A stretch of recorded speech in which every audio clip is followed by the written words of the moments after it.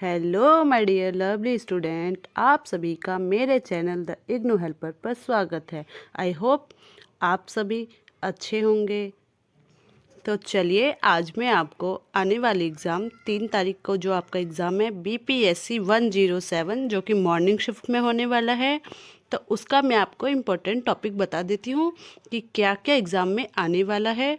और इतने दिनों से मैंने वीडियो नहीं बनाई, उसके लिए मैं आप सभी से माफ़ी चाहती हूँ। तो चलिए वीडियो की ओर चलते हैं। और बच्चों, आप सभी जो भी मैं आपको पढ़ा रही हूँ उसको ध्यान से पढ़ना, और जो टॉपिक मैं बताऊँगी उसको इम्पोर्टेंट समझकर उसको पढ़ना अच्छे से।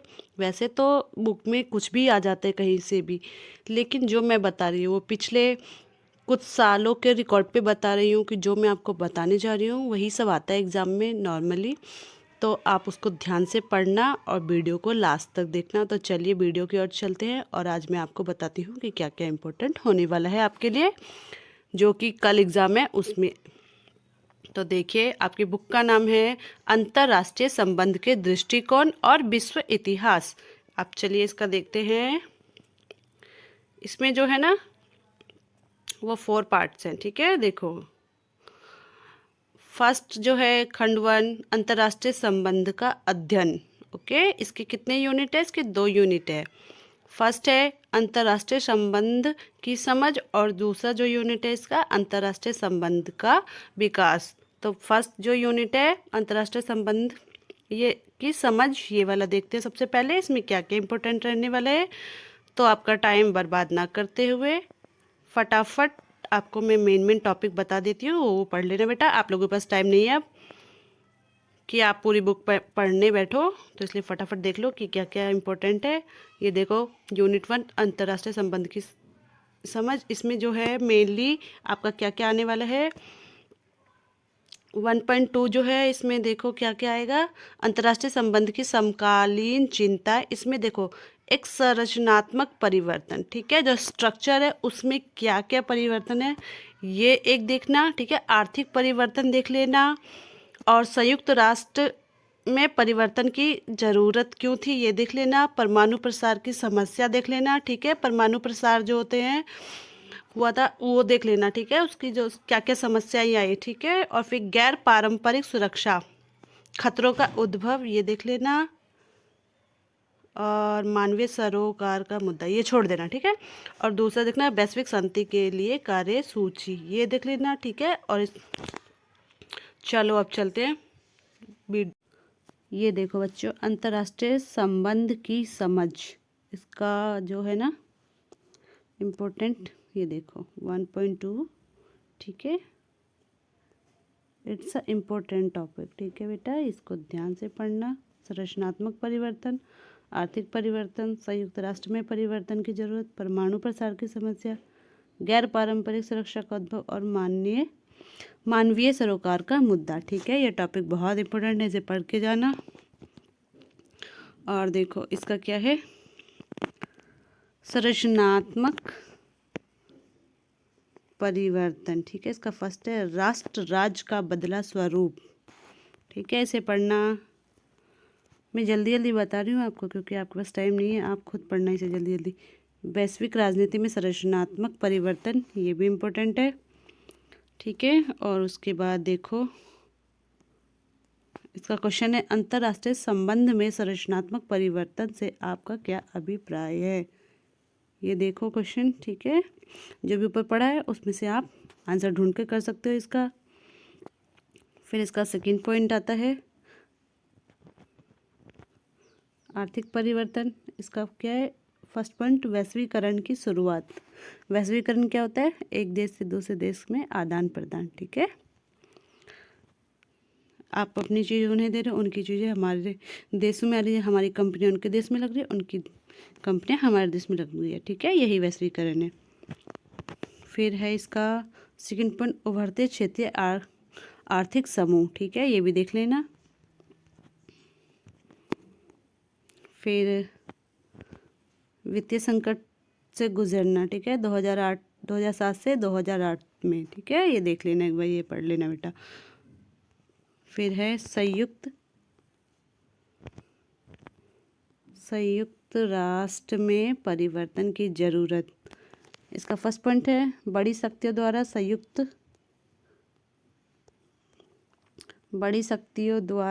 संयुक्त राष्ट्र पर प्रभुत्व। ठीक है, शीत युद्ध के बाद ये देखना, संयुक्त राष्ट्र सुरक्षा परिषद के लोकतांत्रिकरण की मांग, ये देख लेना बेटा।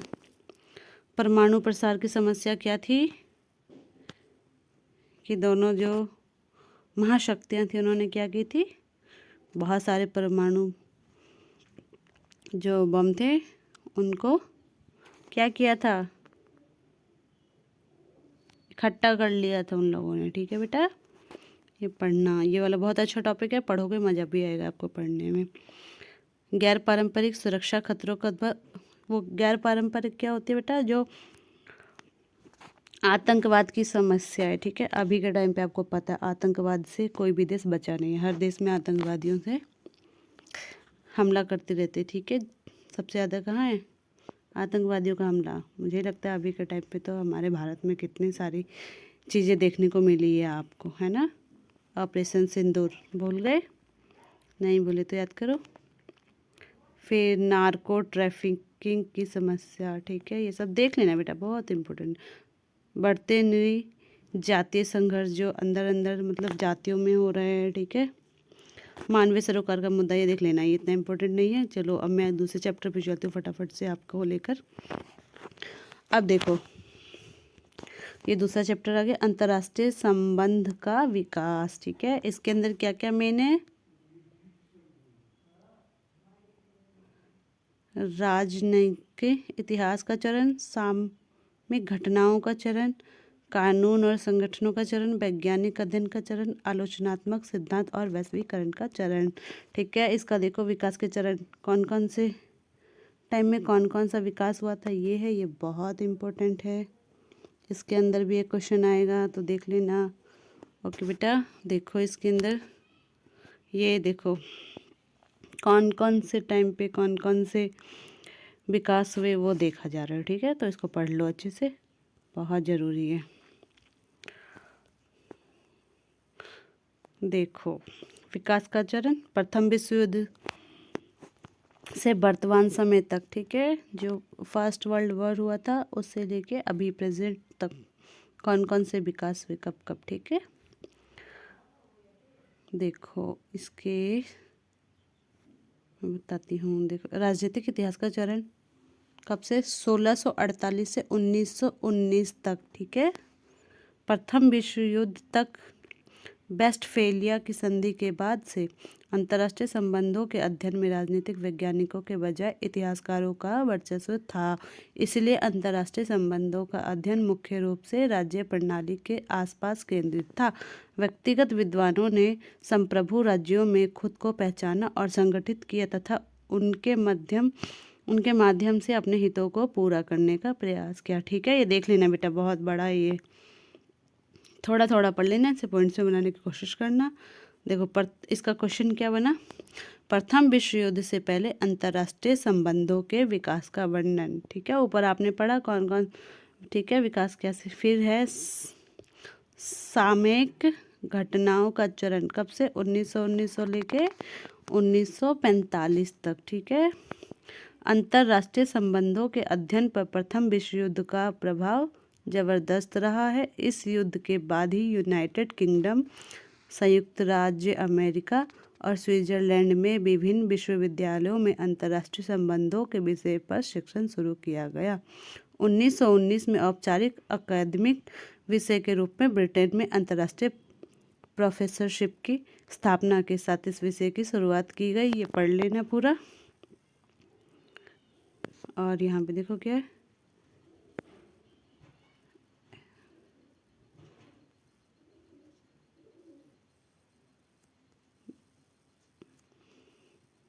देखो इसमें 1927 में अंतर्राष्ट्रीय संबंधों के अध्ययन के लिए पूरी तरह से समर्पित पहला विश्वविद्यालय। ठीक है, इसमें पहला विश्वविद्यालय कौन सा था, graduate institute of international studies रहा। ठीक है, राज्य संघ के राजनयिकों को प्रशिक्षित करने के उद्देश्य से इसे जिनेवा में स्थापित किया गया। 1928 में शिकागो विश्वविद्यालय में अंतर्राष्ट्रीय संबंधों में स्नातक पाठ्यक्रम की पेशकश शुरू की गई थी।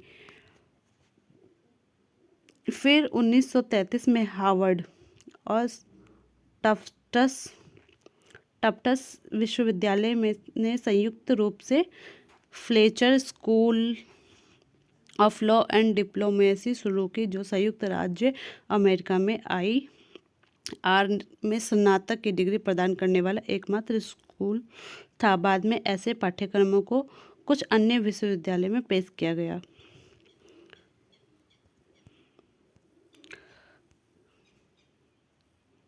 देखो इसके पॉइंट्स लिखे हुए ना, ये पढ़ना क्या क्या है इसके अंदर।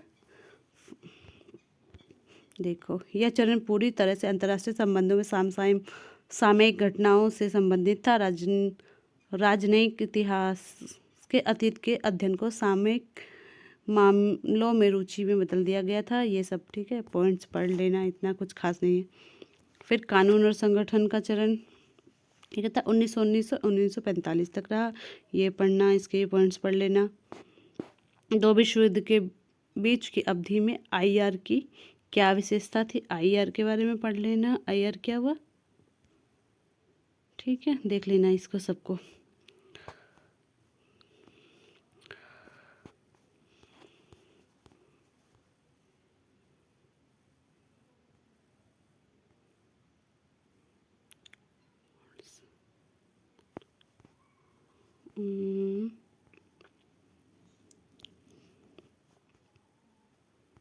आलोचनात्मक सिद्धांत और वैश्वीकरण का चरण 1991 से 2019 तक रहा। ठीक है बेटा, ये सब देख लेना, ठीक है, जरूरी है।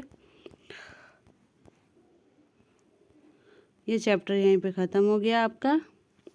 मैंने इस वाले जो पार्ट है ना 2, उसका मैंने आपको दोनों चैप्टर्स का मेन बता दिया कि क्या क्या मेन हो सकता है। ठीक है, वो देख लेना। अब मैं उसकी जो दूसरे यूनिट्स है, ये जो टॉपिक है ये वाला मेन है, वेरी इंपॉर्टेंट है बेटा, इसमें से एक ज़रूर आएगा, उसको देखना ज़रूर है आप लोग। और फिर इसका फर्स्ट चैप्टर जो मैंने बताया था उसका ही मैं बता देती हूँ आपको, वो भी देख लेना। अब मैं इसका सेकेंड पार्ट लेके आऊँगी, अभी तुरंत लेकर आती हूँ, ठीक है, आप वो भी देख लेना। और मैंने कई सारी ऐसी वीडियोस बना रखी हैं, तो आप देख लेना, आपको बहुत हेल्पफुल रहने वाली। ये वाला भी जो इसका, ये भी वेरी इंपॉर्टेंट है, इसको भी देख लेना, अच्छे से पढ़ लेना। और बाकी की जो वीडियोस है अभी कंटिन्यू बैक टू बैक आते रहेंगे, आप उनको पढ़ना और समझना, और कल का पेपर अच्छे से करके आना। Best of luck. Thank you for watching.